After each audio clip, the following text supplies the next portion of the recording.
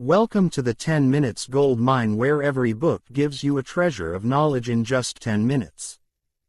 Nature, Man and Woman by Alan Watts. Introduction.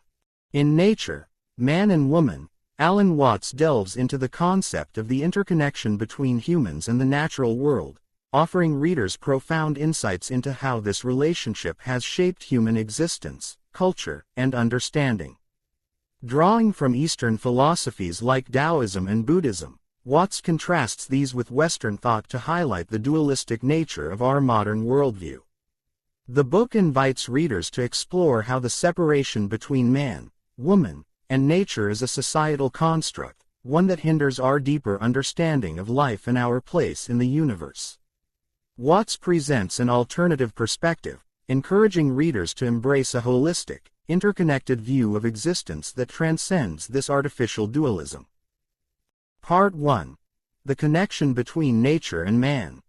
Watts begins his exploration by challenging the separation between humans and nature, which has become ingrained in Western thought.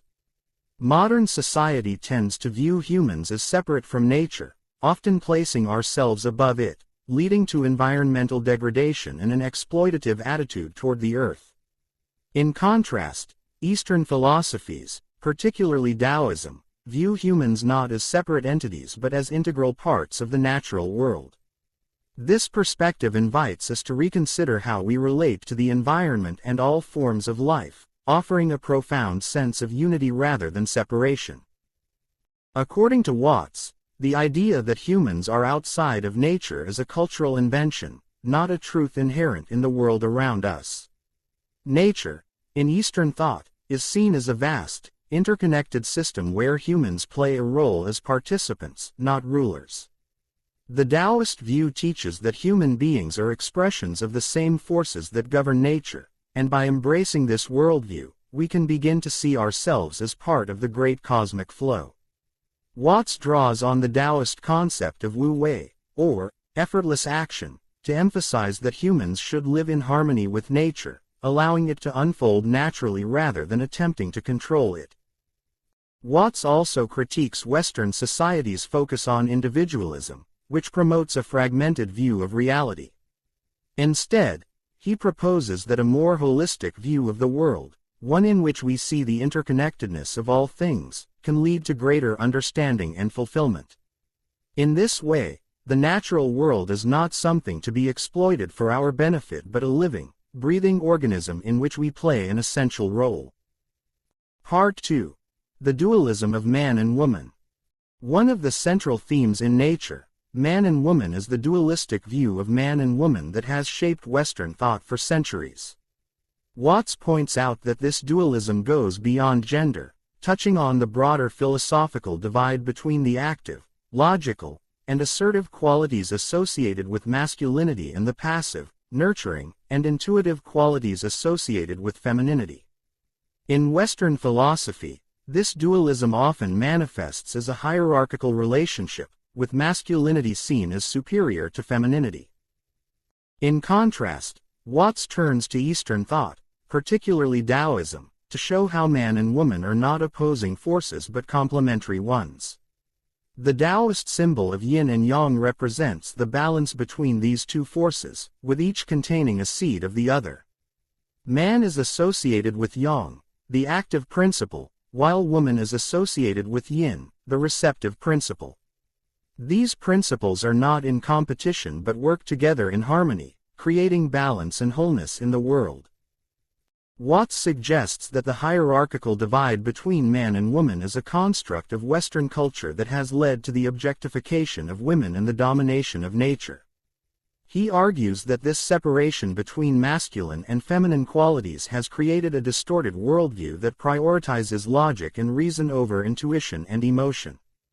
By recognizing that both man and woman are integral aspects of the whole, we can begin to challenge these societal constructs and embrace a more balanced understanding of gender and human nature. Part 3. The role of consciousness. In the third part of the book, Watts explores the role of consciousness in shaping human experience. He argues that consciousness is not merely a passive observer of the world but an active force in creating our perception of reality. This perspective aligns with the teachings of many Eastern philosophies, which view consciousness as an expression of the universe itself. In this view, consciousness is not limited to the mind of the individual but is an integral part of the greater cosmic order. Watts challenges the common Western notion that the self is separate from the world around it. He suggests that the sense of individuality is an illusion, a mental construct that separates us from the rest of the universe. In reality, the individual self is part of a larger, interconnected whole, and consciousness flows through all things. This idea is central to Eastern philosophies like Buddhism and Taoism, which emphasize the interconnectedness of all life and the dissolution of the ego. By embracing this understanding of consciousness, Watts argues, we can begin to dissolve the boundaries that separate us from nature, from others, and from ourselves. This shift in perspective leads to a deeper sense of unity and interconnectedness, allowing us to experience the world in a more holistic and compassionate way. In recognizing that consciousness is not isolated within us but is part of the greater flow of the universe, we can begin to live in harmony with all things. Part 4. Returning to Wholeness. The final part of Nature, Man and Woman presents a call to return to wholeness. Watts believes that modern life has distorted our understanding of nature, man, and woman by enforcing artificial separations that do not exist. These separations have created imbalances in our lives, both on a personal and societal level. The solution, according to Watts, is not to abandon technology or modernity but to cultivate a deeper understanding of the interconnectedness of all things.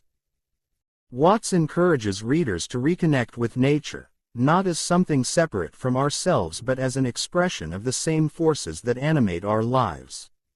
He emphasizes the importance of living in harmony with the natural world, and with each other, by embracing the unity that underlies all existence.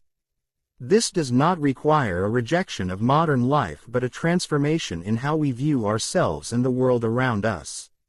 Rather than seeing ourselves as separate from nature, we should recognize that we are an integral part of it. This idea of returning to wholeness involves a shift in consciousness, a movement away from the ego-driven, individualistic mindset that dominates much of modern society and toward a more holistic understanding of our place in the universe. Watts suggests that when we embrace this understanding, we can live more meaningful, harmonious lives. The path to fulfillment, according to Watts, lies in shedding the illusions that keep us separate from nature and embracing the reality that we are all part of a greater whole. Conclusion. Nature, Man and Woman is a profound exploration of the unity between man, woman, and nature. Through the lens of Eastern philosophy and Western thought, Alan Watts challenges the modern, dualistic worldview that separates humanity from the natural world. He offers a more holistic, interconnected perspective that recognizes the importance of embracing the balance between masculine and feminine energies and understanding consciousness as a force that connects all life. By recognizing the interconnection between all aspects of existence, Watts believes we can live more harmoniously, not only with the natural world but with each other. The book calls for a return to wholeness, a movement away from the divisions that have shaped much of modern life, and an embrace of the unity that underlies all things. This perspective invites us to see the world in a new light, one where we are not separate from nature but a vital part of it. Have you ever questioned the separation between nature, man, and woman in your life? How do you think the interconnectedness that Watts talks about can change the way we approach gender and our environment? What are your thoughts on how modern society could benefit from embracing these ideas? Share your thoughts in the comments below. That's it for today's 10 Minutes Gold Mine. If you found value in this, don't forget to like, subscribe, and keep mining for more golden knowledge. See you in the next one.